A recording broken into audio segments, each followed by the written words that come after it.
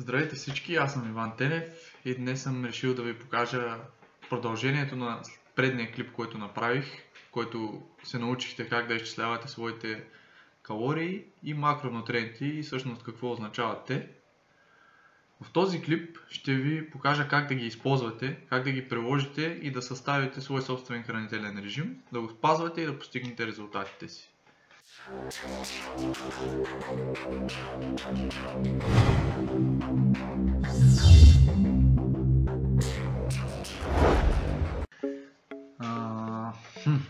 Ето е програмата, за която отговорих. Всъщност това не е програма, то си е сайт, но има и приложение и за телефона. Можете да си го изтеглите също на телефона си.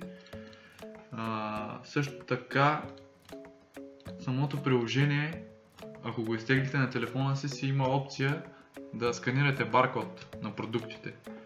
Което значи, че вие можете да сканирате абсолютно всяка храна, която се продава по магазините и има баркод на нея. А тези, които нямат баркод, значи това са някакви шитни, които надявам се не би трябвало да ядете, защото не знаете какво ядете в такъв случай. Така. И ето това е програмата, това е сайтът MyFitnessPal. Всъщност, ако логаутна, ще ви покажа как изглежда като цяло. Ето това ще ви излезне като за начало, когато влезнете в сайта. Можете да влезнете с Facebook или с имейл. По принцип има проблеми, когато искате да влизате с имейл. Понякога сайта просто хората правят много често акаунти и може да не успеете да се направите веднага акаунт. Затова ви препоръчвам като за начало да влезнете с Facebook, ако не ви позволи да се направите акаунт с вашия имейл. Аз съм се направил вече и влизам с моя имейл. The account already exists. Yeah. Of course. Така. Добре, и с Facebook. След като си направите акаунт и сте логнали с Facebook, ще иска да логвате и с двете неща, така че няма как. Нали? Това си е опция и според мен е доста добра. Така, програмата има много опции. Като цяло, след като изчислите нещата си, може да влезнете ето тук на Goals или по-точно цели. Това са възможно най-близо до моите макроси, които съм си изчислил аз, и калориите, нали? 3000 съм си изчислил и 20 за мен. Нали, това предполагам няма да са вашите калории, не дайте да използвате същите. Също така, какво друго ще да. Тук може да се въведете най-близко до вашите калории, да ги нагласите. В този случай аз имам да ям около 400 грама въглехидрат, 80 грама мазнини и 175 грама протеин. Както виждате, не съм успял да ги наглася съвсем точно, но има друго нещо, което научих от мои приятели и познати, които следя. Ето тук съм въвел моите макроси, съм си ги разпределил за всяко едно хранене. Като примерно в хранене 3 правя 2 подхранения. Един вид ям 2 пъти. Това са нещата, които съм въвеждал днес. Нека да минем за следващия ден и сега е време да ви покажа, нали, как да работите с програмата. За да добавите храна, натискате на Add Food. Тук имате също няколко опции. Самата програма ви позволява да добавите храна, която примерно някой не е добавил или не е добавена в програмата и не ви я изписва, като я сканирате с баркод. В този случай вие можете да я добавите и ще може да я ползват всички хора, които ползват програмата. Примерно за закуска аз в повечето случаи ям кисело мляко с някакво мюсли или по-точно въглехидрат, защото съм си възложил като цел да ям 50 грама въглехидрат, 10 грама мазнини и 10 грама протеин. Както виждате, това е първото мил номер 1. Така, да кажем, че мюслито е 50 грама, за да може да достигна тия въглехидрати. Ето, виждате, че малко съм надвишил, което не е проблем, защото в следващото хранене мога да компенсирам от макросите, които съм надвишил в мил номер 1. За мил номер 2 или в моето предтренировъчно хранене, в повечето случаи хапвам 3 яйца с 50 грама сирене или кашкавал. Няма значение как си правите яйцата, дали са варени и така нататък, поне за мене няма значение. И виждате, че тук съм доста точен, буквално си ги нацелвам. На течение на времето аз ям подобни храни, не сменям постоянно храните, но всеки ден мога да изям нещо различно и си го добавям и компенсирам от останалите хранения, които са ми по-важните за деня. Мил номер 3, както виждате тук ям доста, това са ми двете ядения след тренировка. Примерно първото да кажем, че ще е някакъв ориз. Ориза го измервам, всички неща ги измервам в сурово състояние, ако мога, нали, ако си готвя аз. За да може да е, когато е в сурово състояние, всичко е възможно най-точно. А в приготвено състояние или сварено състояние, както е ориза, примерно някои хора го оставят да поеме повече вода и в този случай този ориз ще тежи повече. Ако е 100 грама ориз и в приготвено състояние 300 грама, някой предпочита да го остави да се задуши повече и той поема повече вода и става 400 грама, това не означава, че макросите на ориза ще се увеличат и ще са повече от този, който е 300 грама. Затова предпочитам аз да си тегля храната в сурово състояние, но когато няма как, я тегля и в приготвено състояние. Примерно този ориз в сурово състояние ще взема около 150 грама и около 150 грама пилешко филе плюс, да кажем, хляб бял 100 грама, което са 3 филийки, защото средно едната филийка е около 30 грама.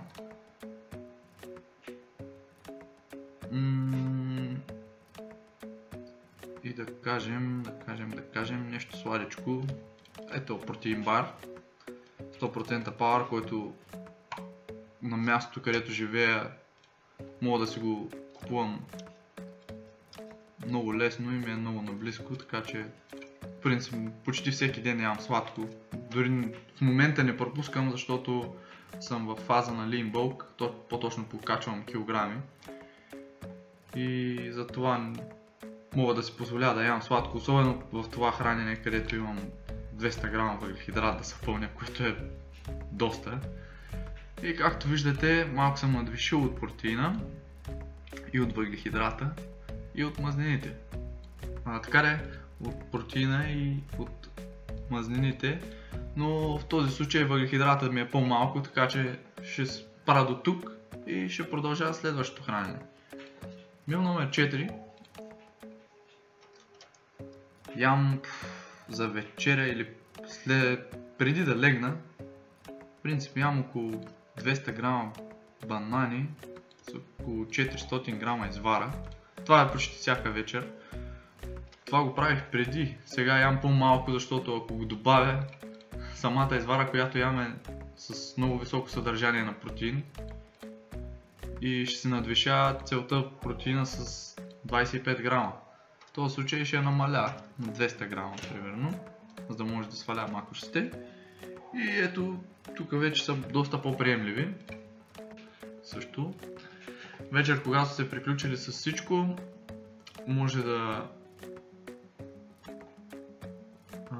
да си въведете храните, примерно за хранене номер 1 или за закуска и за обяд, за да знаете на следващия ден, като станете, какво трябва да ядете и сте готови.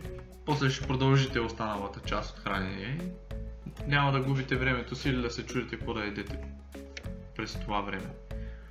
Така, това, което не видяхте, когато спрях клипа, е, че добавих 200 грама портокал към мил номер 4. Влизам на AdFood отново и сега ще измисля какво да ям. Примерно този коктейл от ядки на Royce е доста добър и съдържа добри макроси, мисля да го вкарам. 100 грама от него. Само че явно надвишихме доста мазнините. Ще ги намаля на 60 грама. И така, мазнините са добре. Останаха още 6 грама протеин и 60 грама въглехидрат. Много интересно. Да видим как ще ги запълним.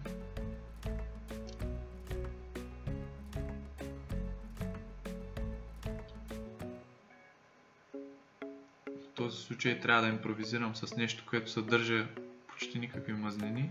Не съдържа мазнини, а съдържа въглехидрат и протеин. Сетих се, има едни оризовки, или така наречените оризовки. Са доста добър пример за това. Ето ще ви покажа макросите им.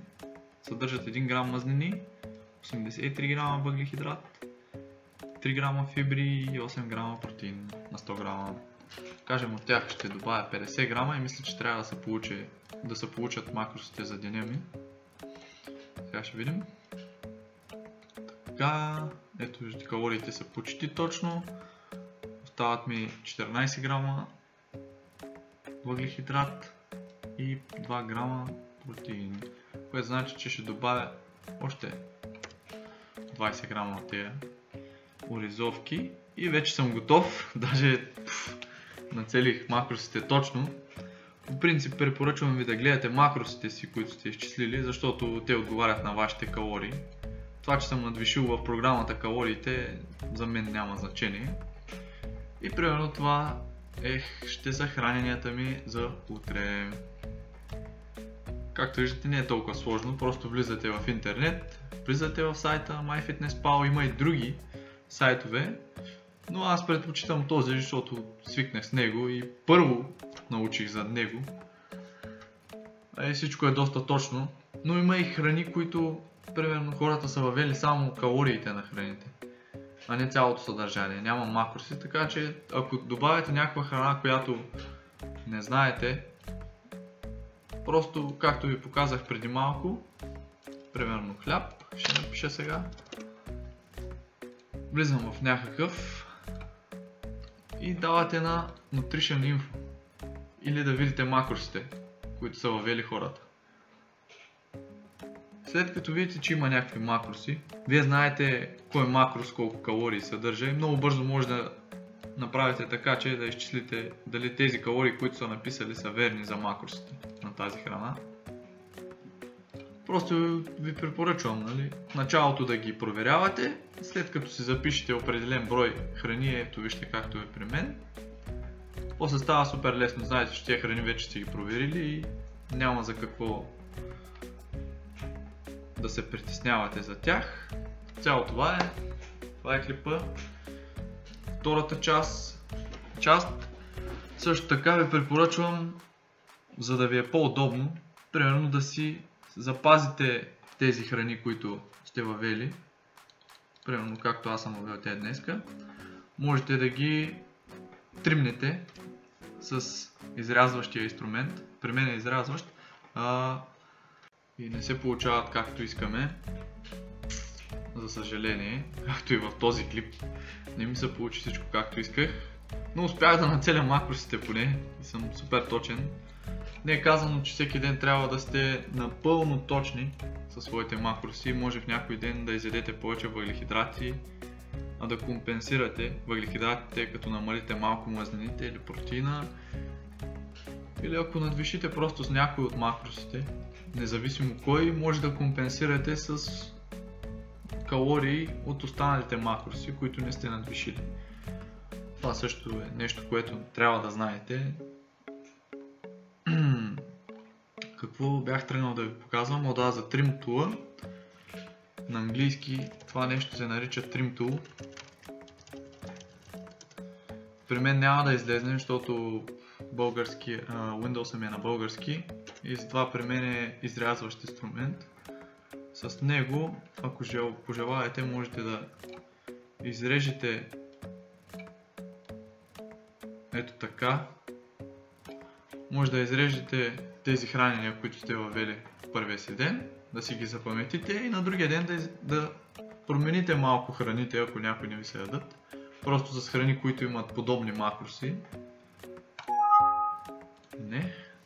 Които имат подобни макроси. И това е предимството на самата диета, която прилагам аз. Тя се нарича If It Fits Your Macros. Или ако храната, която изяждам, отговаря на моите макроси, значи мога да я язям, независимо каква е. Дали е сладко, дали е солено, дали съдържанието му на сол е много голямо и така нататък. Както виждате, не се лишавам нито от ядки, нито от сладко. Зависи, нали? Ето в това хранене, ако искам, мога да язям и 2 шоколада, но това ще се отрази на апетита ми. По-късно може да ми се яде, а след като съм изял 2 шоколада и съм запълнил половината от макросите, ще се наложи да не ям, което ще е проблем за мен. Така че това е, което исках да ви споделя в днешния клип. Благодаря ви, че го изгледахте и ще се видим в следващия клип.